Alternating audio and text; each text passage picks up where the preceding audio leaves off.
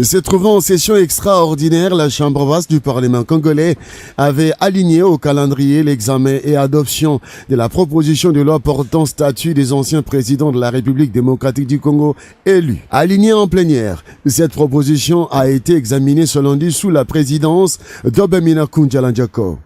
Après débat et adoption du rapport de la commission, la proposition de loi a été envoyée à la commission PAJ pour un traitement en profondeur. Pour l'intérêt du peuple congolais, pour l'intérêt de la paix, de la pacification de notre pays, j'estime qu'un certain nombre de responsabilités, des personnalités qui ont occupé des responsabilités à un très haut niveau puissent être sécurisées par la loi. Et je trouve tout à fait la bienvenue cette loi, surtout en ce moment-ci.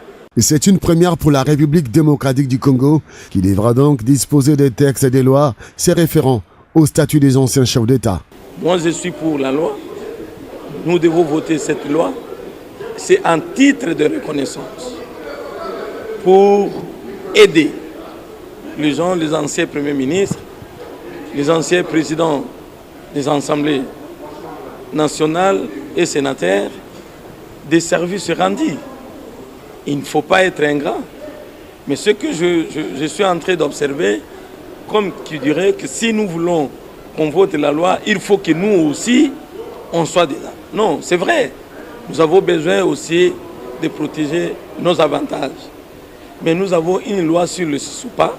Et donc, moi personnellement, je suis prêt à endosser la loi modifiant la loi sur le SISOPA actuelle.